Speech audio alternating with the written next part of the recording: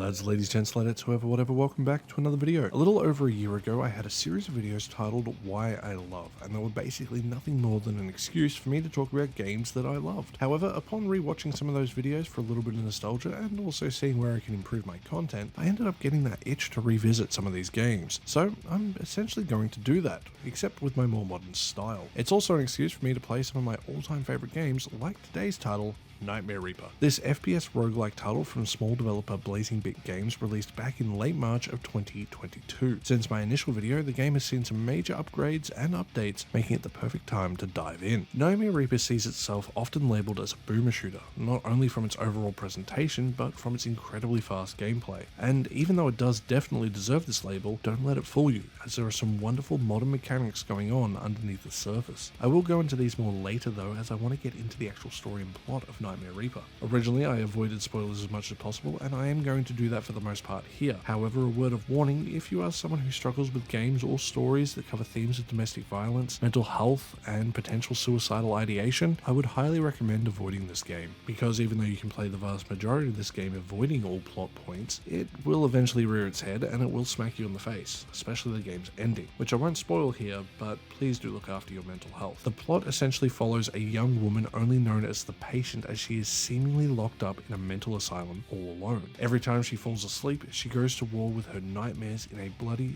gory, and brutal battle, only eventually to wake up in the same asylum, as if everything in her dream never happened. As you progress through the game, this real world, or the asylum in this case, starts to open up, leading to new locations and even more questions. As you explore, you have a constant sense of dread as to what is around the corner, waiting for a cheap jump scare to pop off. It leads to an incredibly immersive and oppressive atmosphere that very few games can create, let alone do it as well as what Nightmare Reaper does. Visually, Nightmare Reaper aims to emulate the look of the old id Tech engine games like Doom, Wolfenstein, and Noah's Ark. In all seriousness though, Nightmare Reaper in action is easily one of the best looking iterations of this retro inspired style. From the bright colors and arguably the best lighting effects I've seen in any retro inspired game, to wonderful monster and sprite design, and even cooler weapon designs, Nightmare Reaper is an absolute treat to look at. It's more than just the visuals as well. The OST is absolutely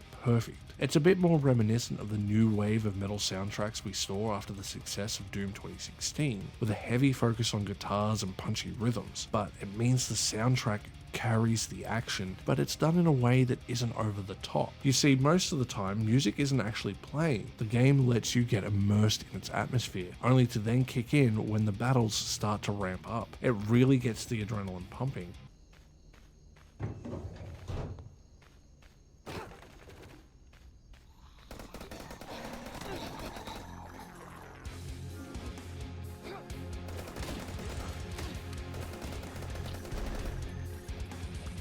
And even though the game's overall presentation is incredible, what really gets your blood rushing is the extremely visceral combat. It's constantly happening, and thanks to the game's range of over 80 weapons, it never begins to feel all too stale. This is important because as you progress through the game, you only get to keep X amount of weapons per run, making you decide what guns you want to sell or what you want to keep. It leads to some pretty tough calls as you make progress, and depending on the weapon's level and rarity, there might be some different bonus effects. These can definitely come in clutch, from more gold, extra damage, and even random projectiles. Your arsenal is always going to be evolving, and it really helps keep things fresh, even though the game does drag a little bit by the end. Nightmare Reaper makes up for this with its incredible level of variety, thanks to these levels themselves being procedurally generated. It gives the game an almost endless level of playability. Now, depending on how far into the game you are, these levels might change their theme, and it makes it feel like you're always progressing. What also helps you feel like you're progressing is the game's upgrade system, and although pretty simple on paper, it can be a bit more than that. Having a nice little Easter egg in the Game Boy Advance SP being playable here, Nightmare Reaper has a bunch of different mini-games that you can play in order to get different bonuses. Now, you don't need to do these, you can actually turn them off in the options menu, which I appreciate. On my first playthrough, I did do all the different mini-games. However, on a second playthrough,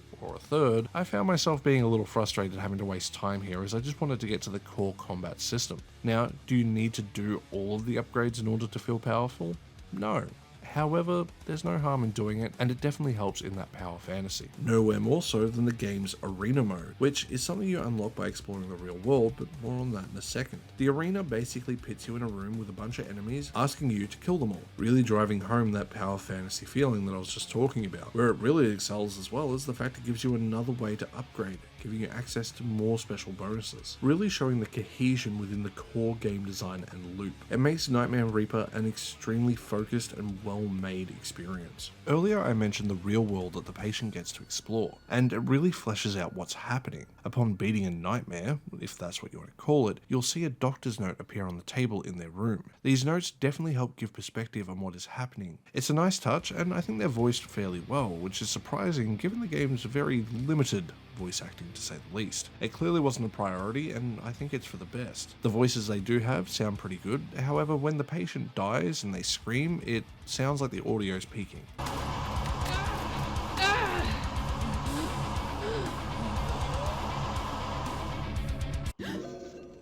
Now, the scream itself isn't poorly done, I just think the balancing was off when they recorded it, leading to this issue. Now, it's not a big problem, however, considering the game can be a little bit difficult at times, prepare to hear it. The real world is also where a lot of the horror within this story is actually implied, and even though there are some awful things that you see within the nightmare space, for the most part, everything is impacting the real world here.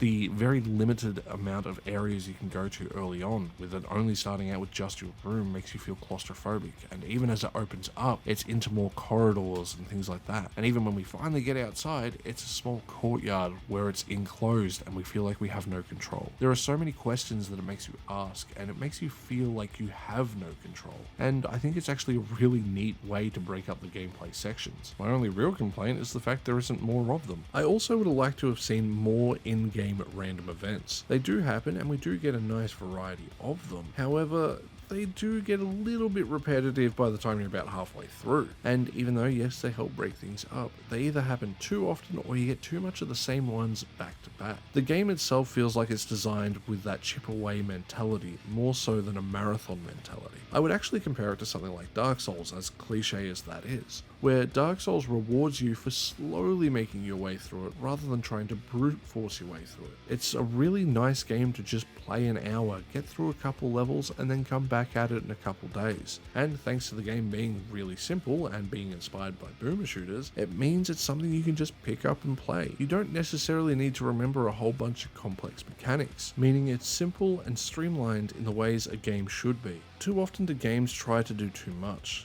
Nightmare Reaper knows what it is and what it's trying to do, and it makes it such a cohesive experience that I highly recommend. So with that, lads, ladies, gents, ladetts, whoever, whatever, it brings us to the end of another video. I hope you enjoyed this look at Nightmare Reaper. I know it's a much newer game compared to what I typically look at, but I want to give indie games some love on this channel going forward. If you have an indie game you would like me to check out, or one that's coming out that you want me to keep an eye on, let me know in the comment section below, and I will definitely do that. If you enjoyed the video, please consider hitting the like button. If you want to go that extra step, you can hit the subscribe button, and if you want to go that extra mile, you can support me on either Ko-fi, Patreon, or YouTube memberships like these lovely people here.